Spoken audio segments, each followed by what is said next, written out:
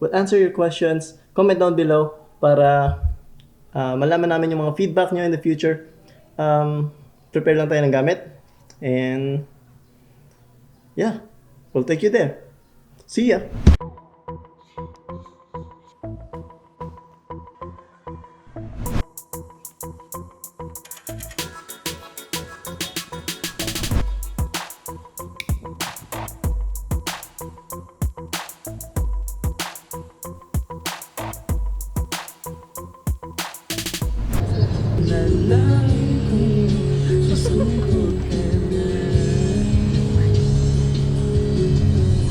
Pupunta po kaming Cabanatuan. Kami po ay maglalagalag. Nakaliso kami ay 6:30. Nakarating po kami 5:30 hapon. Joke lang. Ano oras natin? 9:36 na. Pero nandito na kami sa Cabanatuan. The weather's good. Hindi naman kami siguro babagyuhin. Nakarating na po kami sa terminal ng Cabanatuan. Tapos sasakay pa kami ng isa pa van. So habang naghihintay kami, bigyan namin kayo ng details. From Cubao, pababa kayo ng Cabanatuan, sasakay kayo dito sa van, maghihintay ng mga pasahero papunta ng Dingalan. Nga pala, pamasahe 202 from Cubao hanggang sa Cabanatuan. Dito sa van, 100 pesos per head papunta sa Dingalan. Okay.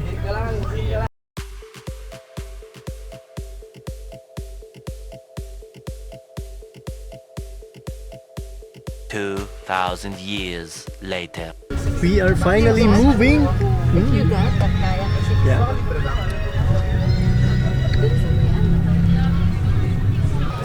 Ay nako, kaalis pa lang namin, may aksidenteng nangyari agad. May banggaan. Nakabangga ata yung van namin, yung motor. Nasa ilalim pa yung motor, so malamang hintay na naman tayo nito. Imbis na malayo na tayo, investigador pa. Kaalis pa lang eh. May wifi naman at saka may wifi. So nandito na tayo, nakarating na kami sa Dingalan. So hi everyone. Hi everyone. Hi Char. 102. Narating namin yung Dingalan. Aksidente kasi yung sinasakyan namin ano eh. Nasakyan namin yung van. So tanghalin tapat. Napakainit.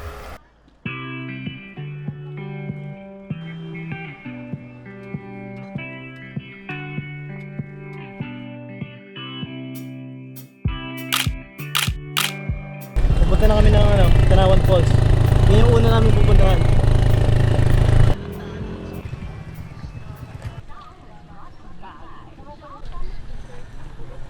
So ito guys yung lalakarin natin.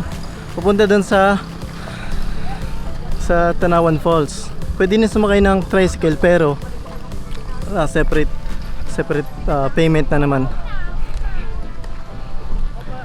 So ito, trekking muna. Isa lang naman to sa mga kailangan natin pagdaanan. Sobrang init. Natrik yung araw. Kita nyo. Pwede pa katasan, Ginagawa nyo. Sobrang init. Wala pa kaming kalate.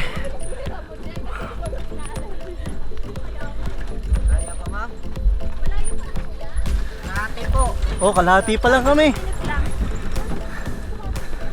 Kalahati pa lang. Ang pawis ko. Pabili muna kami ng 15 minutes. Huwag ka pa kasi mananiwala. Hi! We ordered! May itong hambalabal news ako.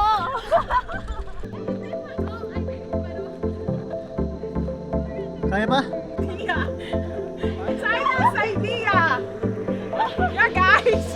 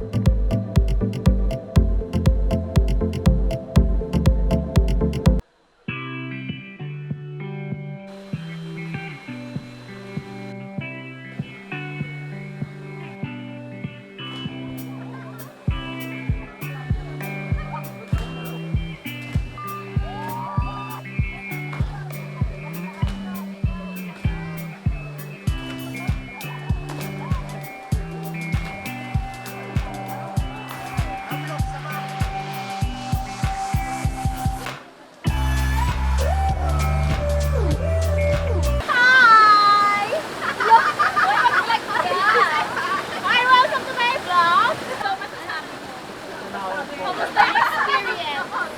Ayun, tumalon ako kanina. I-rate ko to 1 to 10, mga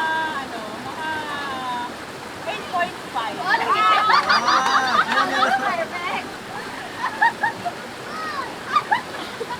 Basta guys, kung pupunta kayo dito, magdala kayo na sarili ng tricycle. Nagtatapos ang ating araw, Hindi pa. mga kababayan. Sir, Ha? meron pa tayong video okay? Di ba, punta kami sa punta kami sa sa Transient. Tapos magbibideo okay at swimming ulit. Masaya sana kung hindi masyado maraming tao. Maraming tao. Crowded kahit na patapos na yung summer.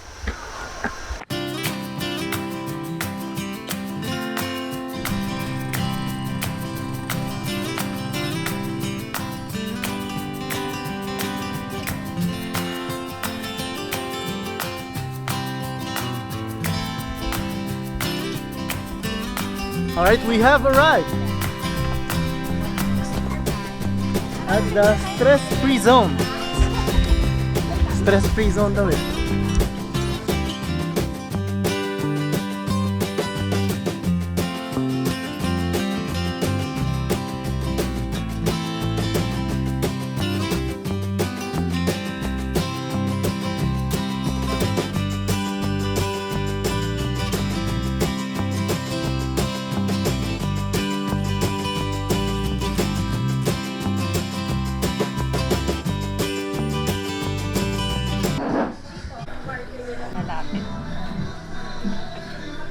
Dali din. Pesta mo na.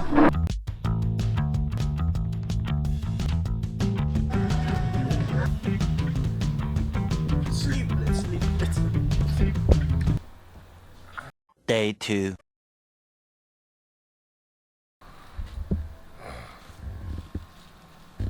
Good morning mga gala.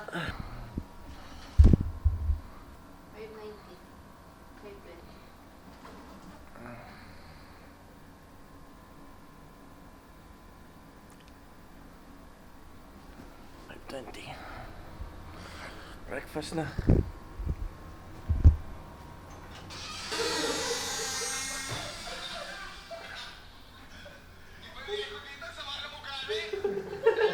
Good morning.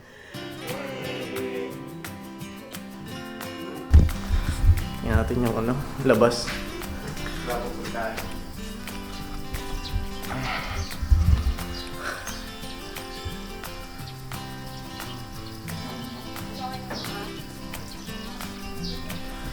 Ito yung labas mo muna.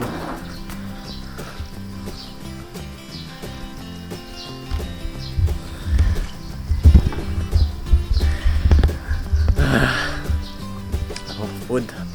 Ito yung labas natin.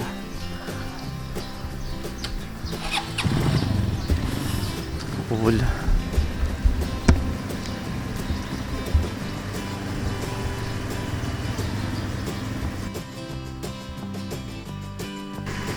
Sa mga gala dyan, highly recommended itong lugar na to.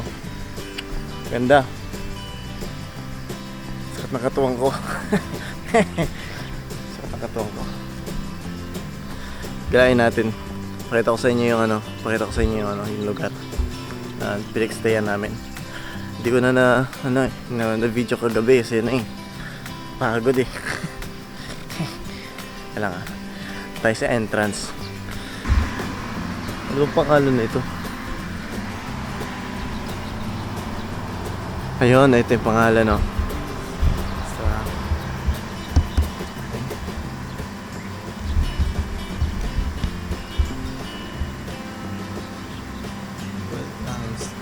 Stress-free Transient House. And then, contact number sa baba.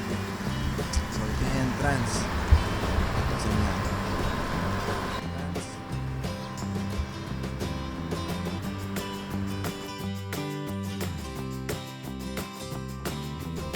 Breakfast done. Pupunta na tayo sa feeder port.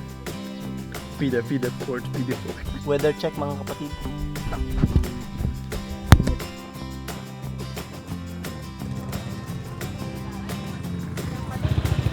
Feeder port.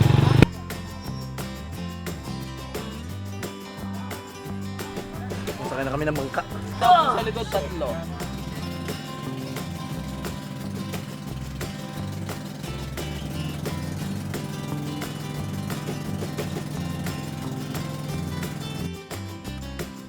Sa Karan.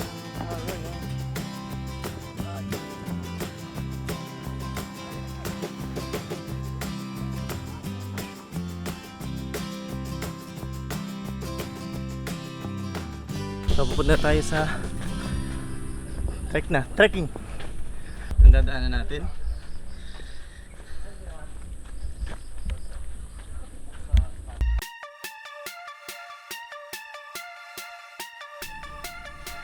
Guys, solo na ako para maipakita ko sa inyo itong daan.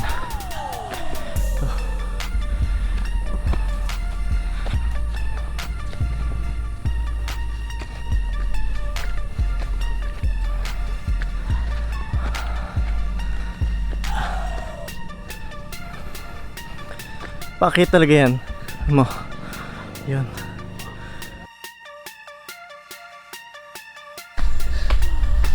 Sarang ito ako, gawa kahapon. Aray ko. Naiiwan na tayo.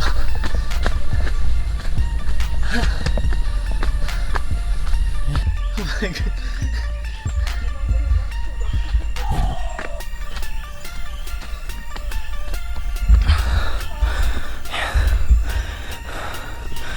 So mapuno naman.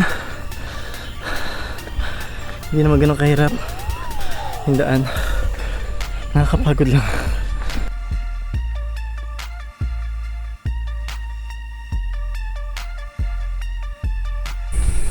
Nga pala mga gala dyan. Pag dito magta-trekking sa para dun sa signature spot ng Dingalan,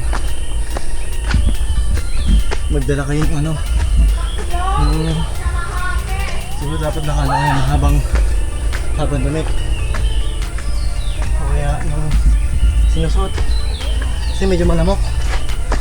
Kapag nagpahinga ka, lalamukin ka at medyo matarik.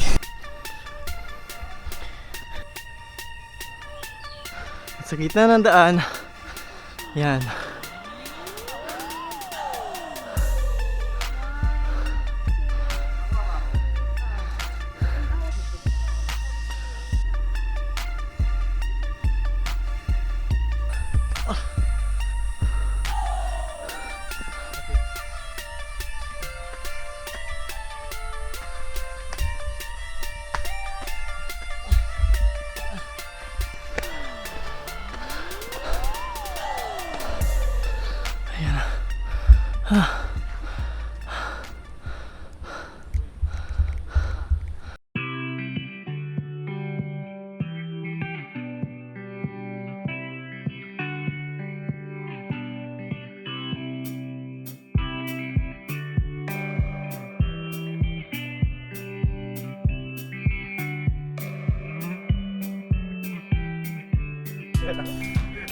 sige. So, nandito pala tayo ngayon sa viewpoint. Tapos pupunta tayo dun sa mountain view mamaya. Yung iba, doon nang gagaling sa lighthouse muna. Tapos ito yung pangalawa nilang pinupuntahan. Yan yung mga nakikita ko sa vlog. Pero kami, nauna namin yung viewpoint. Tapos pupunta na kami dun sa mountain view, tawag dun, sa may lighthouse. Tara. Okay, pasukin natin. Hello! This is this.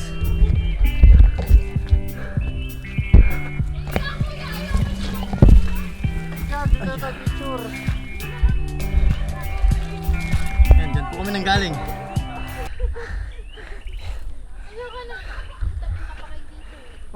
Tara na, samahan na natin si Bailey.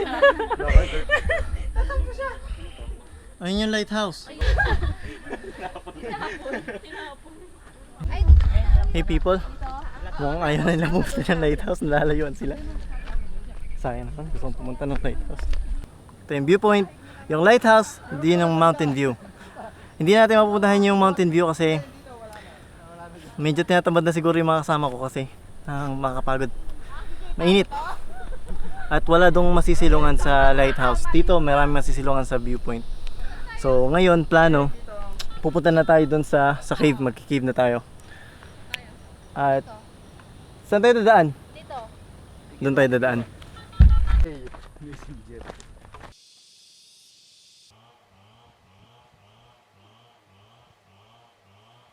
Nakarating tayo sa beach ulit. Pupunta na tayo ng cave. At siguro maliligo. Tingnan natin.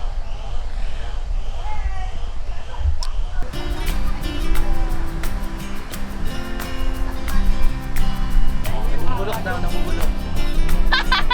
Hindi nabubulok. Oh, yan. Okay, sir. Hindi nabubulok. Stay lang tayo. Tapos pahinga-pahinga lang. Siguro maganda. Tapos pupunta tayo din sa space. Fresh. Super fresh.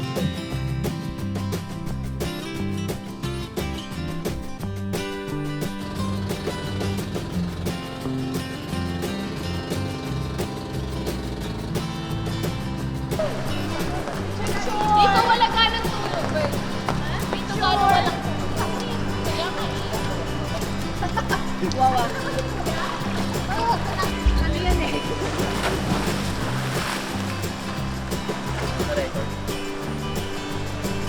Ano masabi mo? Very good, excellence. Excellent. 100%. Ayaw to confidence.